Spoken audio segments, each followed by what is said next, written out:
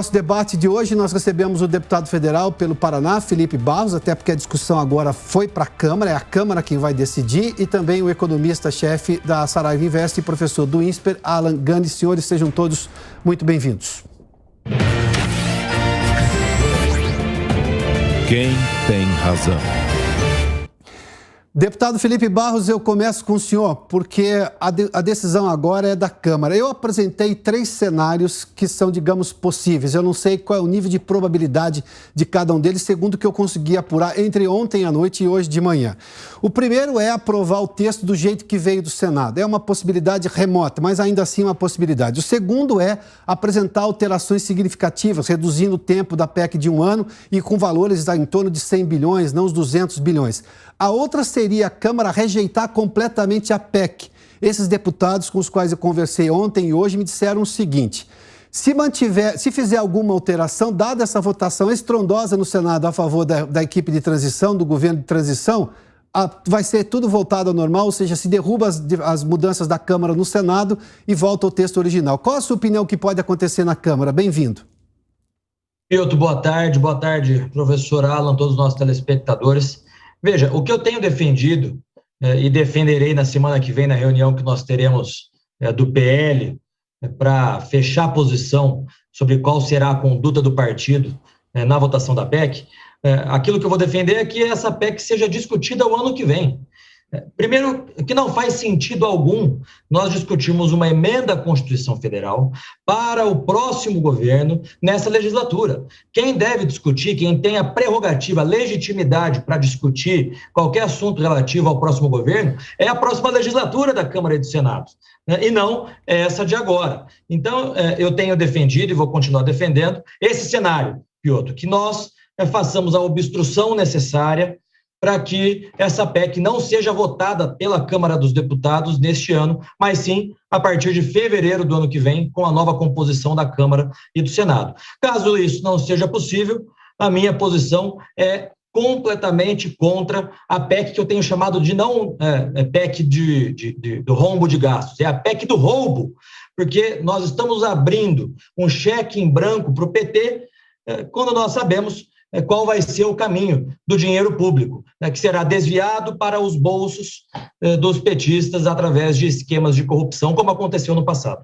Deputado, antes de ouvir o Alan Gani, só para entender, essa sugestão que o senhor disse ser a sua primeira posição, que não seja votada nessa legislatura, que isso caiba aos deputados, senadores eleitos agora para tomarem posse em fevereiro de 2023, como é que se faz isso? É uma negativa da Câmara ou ela simplesmente vai lá e rejeita a PEC? Daí acaba a discussão?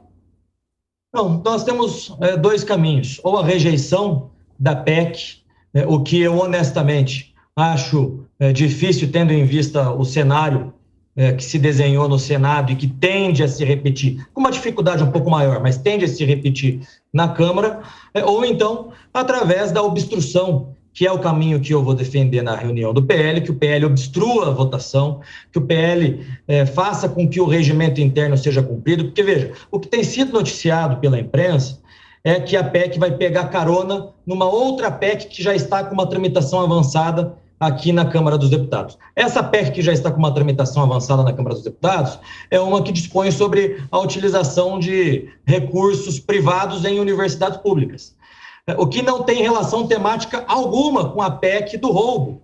É verdade que o Senado abre um espaço para o orçamento de doação privada em universidades públicas federais, mas a PEC do roubo não fala só sobre isso, ela fala sobre outros assuntos. Então, nós vamos exigir que o regimento interno seja cumprido, que se faça uma comissão especial, que tenha as 40 sessões necessárias para que essa PEC seja debatida, e com isso, nós chegamos, então, à legislatura do ano que vem para que ela seja votada.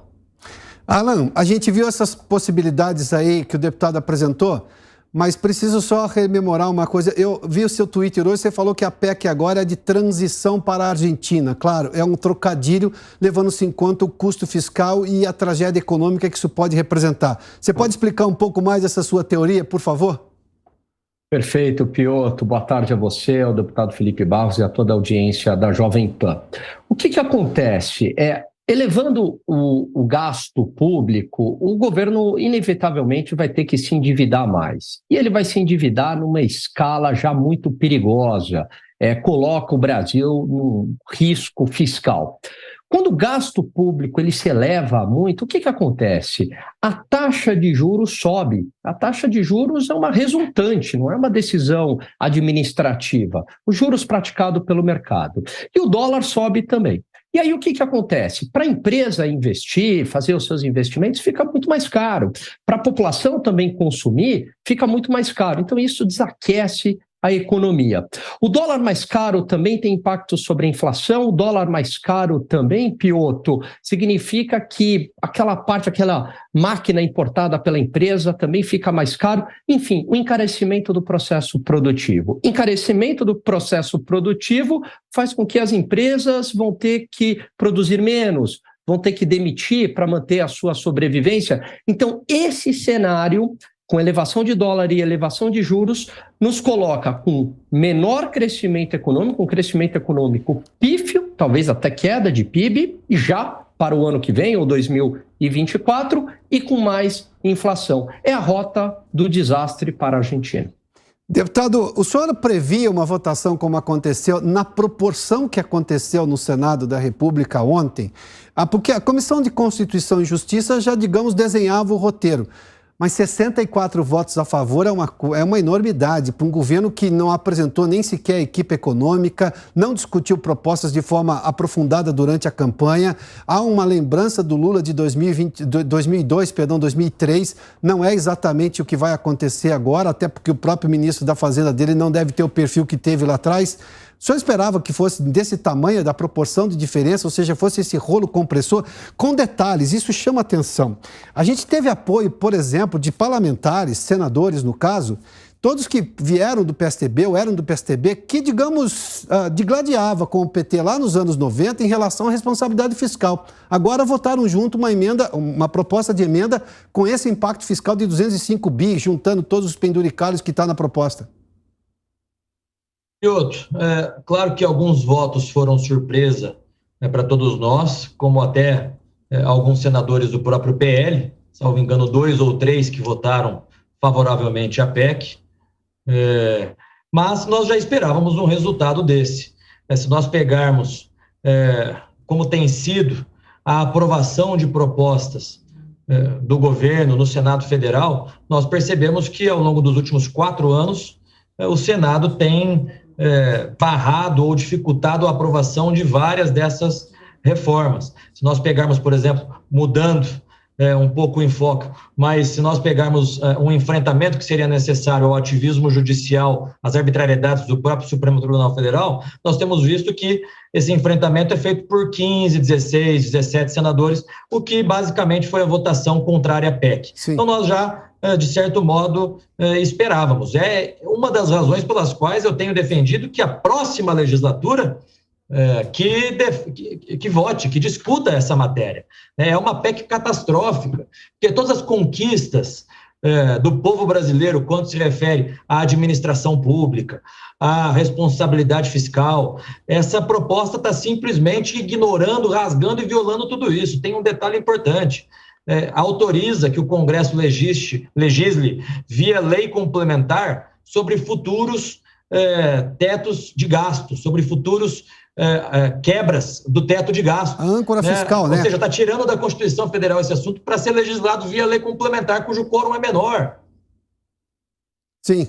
Alan, diante do que a gente viu aí, desse apoio de alguns parlamentares que chamou a atenção, para o mercado fica muito difícil saber em quem acreditar numa situação como essa, porque o histórico, por exemplo, do PSDB era de defesa de austeridade, de responsabilidade fiscal. Aliás, foi um embate político que nós tivemos nos anos 90. Dessa vez estão votando todos a favor. Estou falando de Tasso Gereissati, estou falando de José Serra. Isso chama atenção. Diante disso, como é que o mercado age agora? Em quem se acredita e acredita-se o quê? A partir do histórico, nesse caso, está difícil. A partir do que está se falando nesse momento, bom, como é que se faz para ter essa relação agora institucional? Infelizmente fica muito complicado, é uma quebra de regra fiscal, tudo indica que deva passar, infelizmente, né? A posição correta do deputado Felipe Barros, eu acredito que seja até mais uma exceção do que uma regra, e prevalecendo isso, vai ser algo bastante ruim porque o gasto público vai se elevar, porque o endividamento vai se elevar, e a quebra da confiança, a quebra da regra. É o país do jeitinho, inclusive do jeitinho fiscal. E aí a gente, na prática, perde essa âncora fiscal, com todas aquelas consequências muito ruins que eu acabei de dizer. Quebra-se essa relação de confiança. Quem é que vai querer investir num país onde não há uma âncora fiscal bem definida e bem desenhada? Olha, nesse momento eu estou vendo aqui o câmbio está subindo 0,17% e a Bolsa até que está caindo bastante nesse momento, 1,51%, está em 107.878 pontos.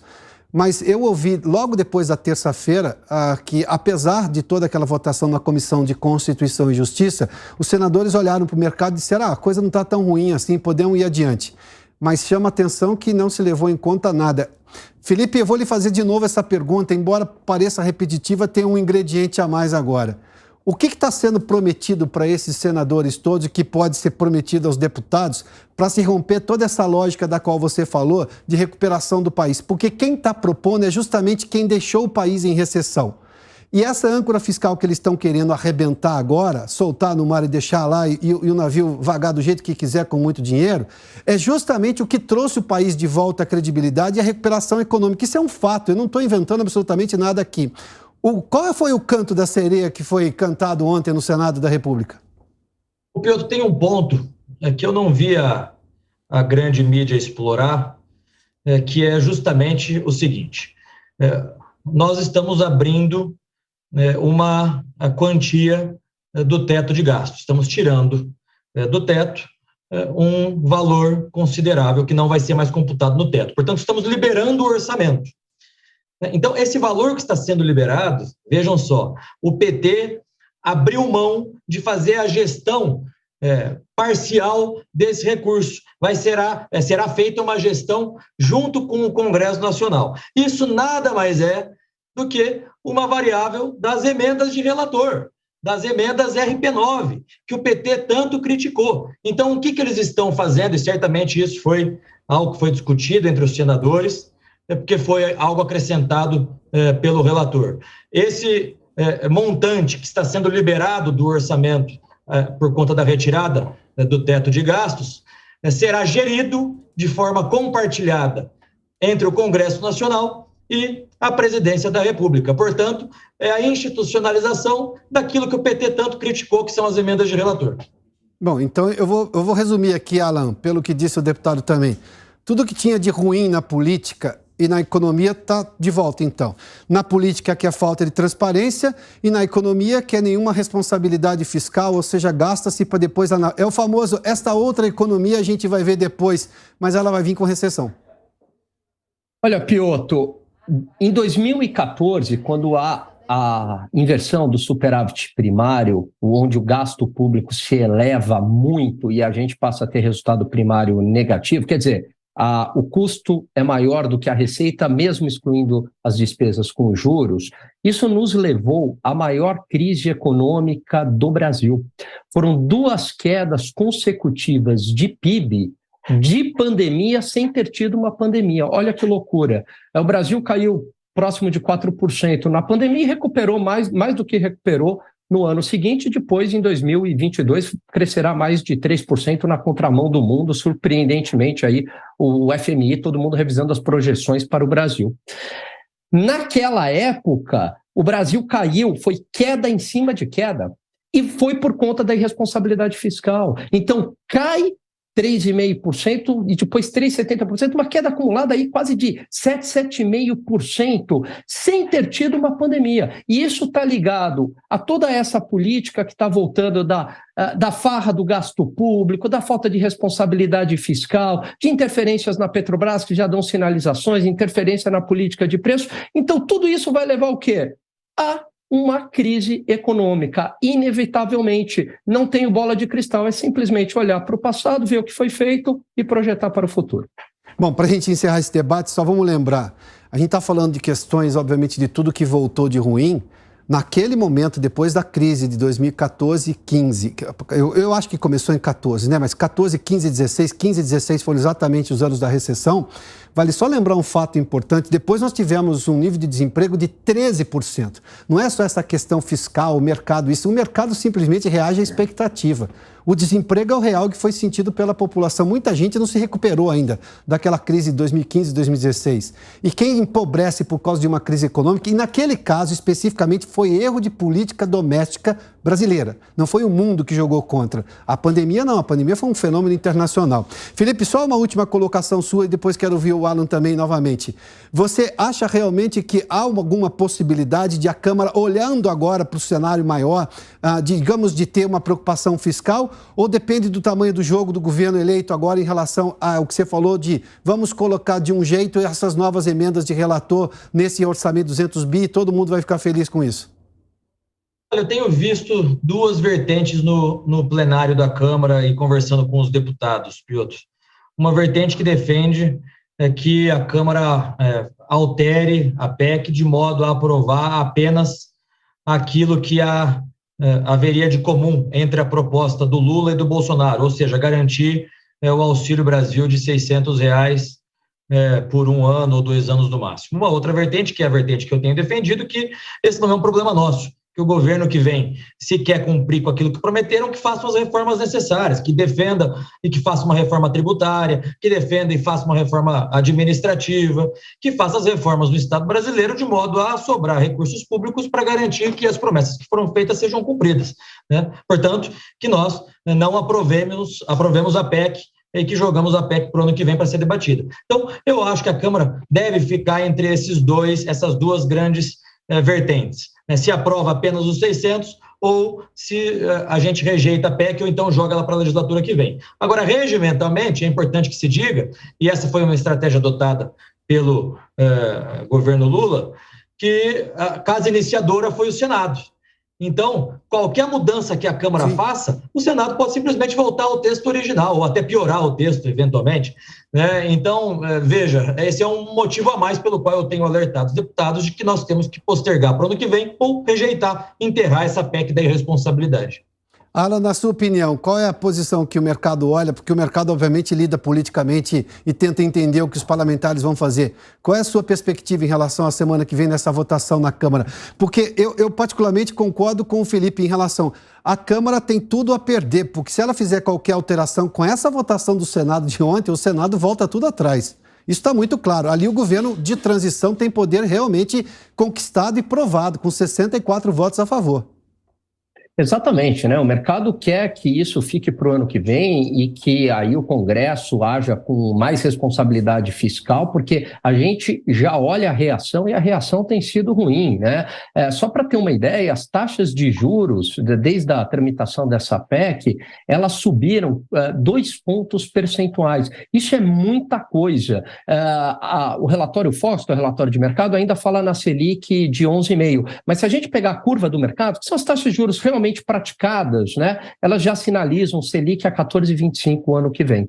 Então veja, né, a taxa Selic subindo, os juros de mercado subindo, o dólar subindo, a bolsa caindo. O mercado, eu ainda acho que está reagindo pouco, deveria estar até reagindo mais, até está me surpreendendo, está caindo, está tudo caindo, mas dada a votação de ontem, talvez é porque ainda tem uma esperança para isso ficar para o ano que vem, né? Acho que a reação ainda foi ruim, mas eu imaginava ainda uma reação pior.